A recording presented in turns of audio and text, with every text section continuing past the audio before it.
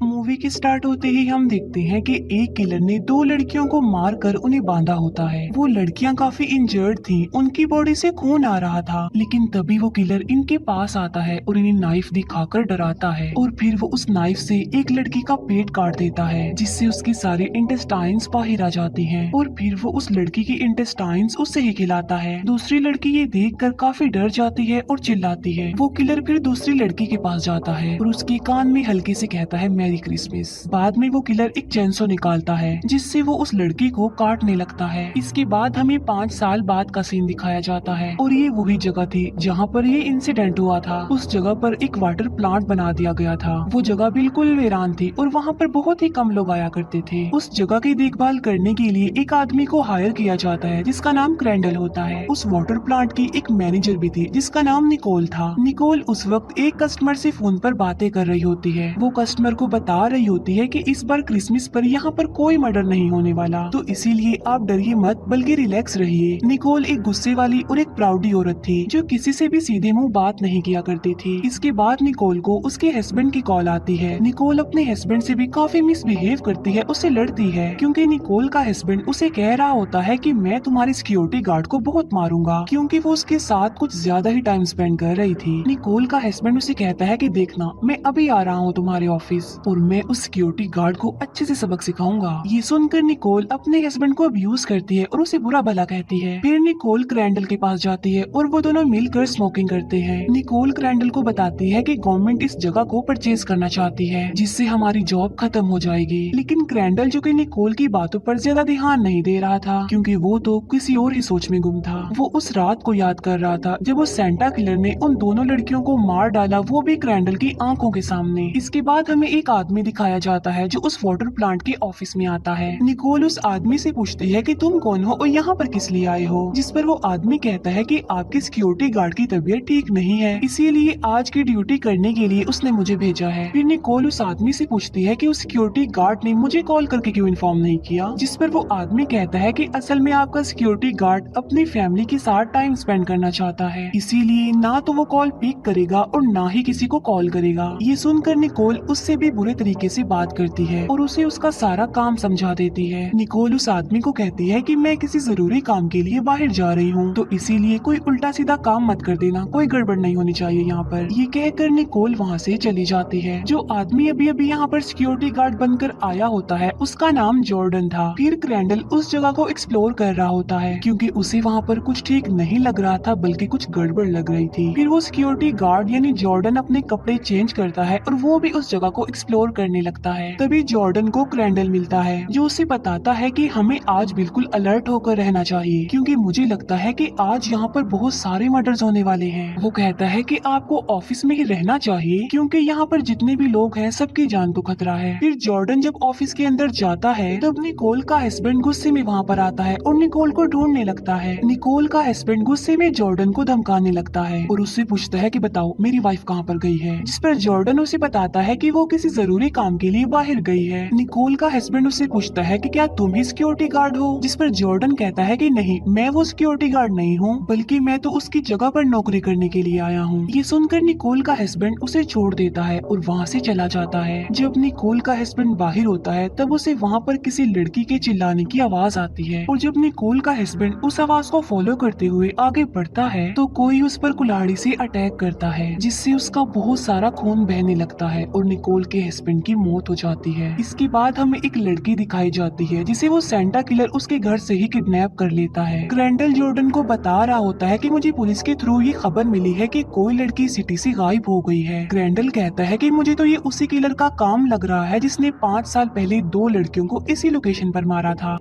कि रात को जॉर्डन अपनी बुक लेने के लिए गाड़ी में जाता है जहाँ पर क्रेंडल जॉर्डन को समझाने की कोशिश करता है कि देखो हमारा बाहर रहना किसी खतरे से खाली नहीं है, इसीलिए तुम इतना बाहर मत आओ और अंदर ही रहो। तभी उन्हें किसी लड़की के चिल्लाने की आवाजें सुनाई देती हैं और वो उसी तरफ भागते हैं जहाँ से आवाज आ रही थी। तभी जॉर्डन को एक लड़की मिलती है जिसे उस किलर ने बांधा हुआ था। फिर वो दोनों उस लड़की को छुड़वाते हैं। वो लड़की पूरी तरह से डरी होती है। वो लड़की बताती है कि मुझे उस सेंटा किलर ने किडनैप किया है मेरे घर से। उस किलर ने एक और आदमी को प्रिजनर बनाया हुआ है जिसे वो अपने साथ ले गया है, इसीलिए बहुत जल्द वो किलर यहाँ पर भी आ जाएगा, तो हमें यहाँ से भागना चाहिए। तब जॉर्डन उस लड़की को रिलैक्स करता है और उसे कहता है कि हम तुम्हें कुछ नहीं होने देंगे। तभी उन्हें पानी में से किसी की आवाज सुनाई देती है। तब क्रैंडल चेक करने के लिए पानी की तरफ भाग जाता है। क्रैंडल को पानी में किसी का कटा हुआ हाथ मिलता है जिसे वो लेकर बाहर आ जाता है। ये देखकर वो लोग डर जाते हैं। फिर जॉर्डन उस लड़की से पूछता है कि वो किलर दिखने में कैसा है। तब वो लड़की बताती है कि वो किलर सेंटा क्लॉज का कॉस्ट्यूम पहन कर आया था। क्रैंडल उन्हें बताता है कि हमें जल्द से जल्द ऑफिस में जाकर अपनी जान बचाने के लिए खुद को छुपाना पड़ेगा, वरना वो किलर हमें भी अपना शिकार बनाकर मार डालेगा। इसीलिए वो लोग ऐसा ही करते हैं, वो ऑफिस में जाते हैं और छुप जाते हैं। क्रैंडल जॉर्डन को कहता है कि तुम इस लड़की का ख्याल रखो और मैं बाहर उस किलर को ढूंढने जाता हूँ। फिर थोड़ी देर गुजर जाने के बाद क्रैंडल वहाँ पर आता है और उन लोगों को वहाँ से भागने के लिए कहता है। ये सुनकर जॉर्डन उस लड़की को लेकर वहाँ से भागने लगता है, लेकिन सामने वाला मेन गेट लॉक्ड था।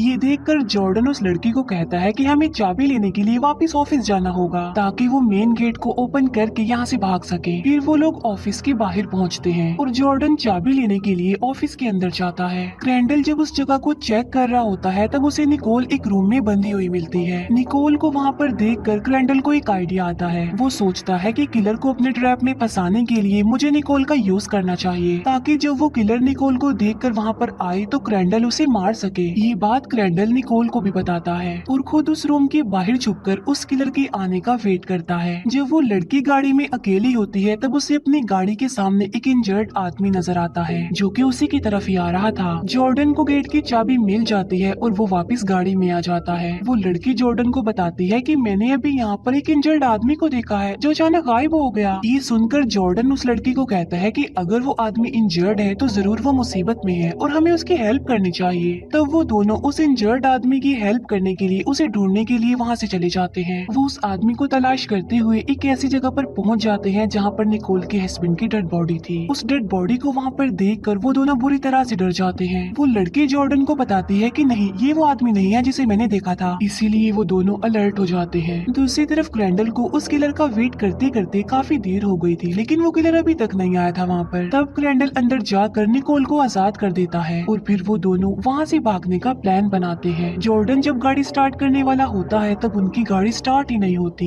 इसीलिए वो पैदल ही मेन गेट तक जाकर उसे ओपन करने की कोशिश करते हैं। तभी उन लोगों को किसी आदमी के चिल्लाने की आवाज सुनाई देती है। तब जॉर्डन उस लड़की को वहाँ पर अकेला छोड़कर उस आवाज की तरफ जाता है। निकोल और क्रैंडल जब वहाँ से भाग रहे होते हैं तब निकोल को वो किलर नजर आता है। निकोल जब उस किलर को देखती है तो वो डर जाती है। निकोल जब बाहर आती है तब उसे जॉर्डन एक डेड बॉडी के पास मिलता है। निकोल जॉर्डन को बताती है कि ये तो हमारा पुराना सिक्योरिटी गार्ड है जिसे तुमने मार डाला, जिस पर जॉर्डन निकोल को कहता है कि देखो, ट्राई टू अंडरस्टैंड, मैंने इसे नहीं मारा। जॉर्डन निकोल को बताता है कि मैं तो इस आदमी की आवाज सुनकर यहाँ पर आया हूँ, जब तक मैं यहाँ पर पहुँचा तो ये मर चुका था।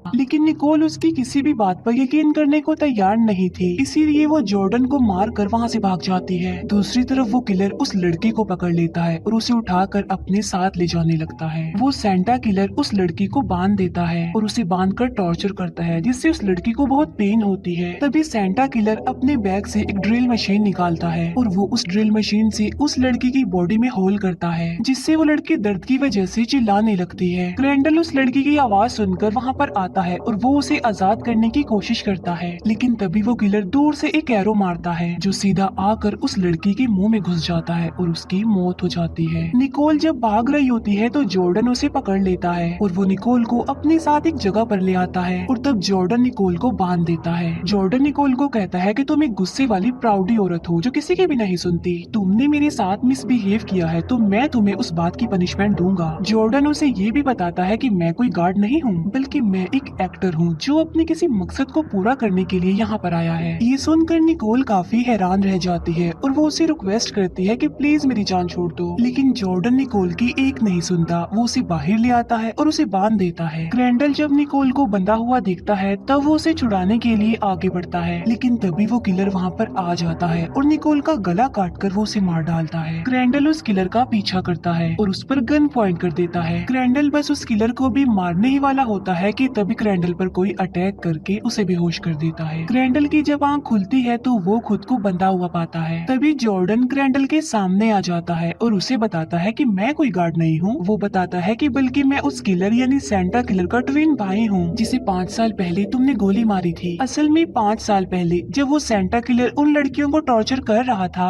तब क्रैंडल ने पीछे से आकर उस किलर को शूट किया था, जिसकी वजह से वो सेंटा किलर इंजर्ड हो गया और वहाँ से भाग गया। फिर उस सेंटा किलर को ठीक होते होते 5 साल लग गए। फिर इन दोनों भाइयों ने प्लान बनाया कि वो क्रैंडल से अपना बदला लेंगे। ये सुनकर क्रैंडल जॉर्डन को कहता है कि तुम प्लीज मुझे जल्दी से मार दो, जिस पर जॉर्डन कहता है कि नहीं, बिल्कुल नहीं, हम तुम्हें इतनी आसान मौत नहीं दे सकते, बल्कि मेरे भाई ने तो तुम्हारे लिए कुछ और ही प्लान किया हुआ है, वो तो तुम्हें तड़पा तड़पा कर मारेगा। तभी वहाँ पर वो सेंटा किलर आ जाता है और वो क्रैंडल को टॉर्चर करने लगता है। तब जॉर्डन बाहर आ जाता है और क्रैंडल के मरने का वेट करता है। तभी क्रैंडल उस सेंटा किलर को अपनी लेग्स की मदद से पकड़ लेता है। क्रैंडल उस सेंटा किलर को इंजर्ड कर देता है और खुद को आजाद करके बाहर जाता है। बाहर क्रैंडल को जॉर्डन खड़ा हुआ मिलता है। तब क्रैंडल एक गन से जॉर्डन को शूट कर देता है। क्रैंडल समझ रहा था कि अब वो दोनों भाई शायद मर चुके हैं, लेकिन तभी वो सेंटा किलर बाहर आ जाता है और क्रैंडल के पेट में एक नाइफ घुसा कर उसे मार डालता है। मरते मरते क्रैंडल उस सेंटा किलर की दाढ़ी हटा देता है, जिससे उसे पता चल जाता है कि ये दोनों भाई वाकई ट्विंस हैं। और इसी के साथ ही इस मूवी का दी एंड हो जाता है। Thank you for watching.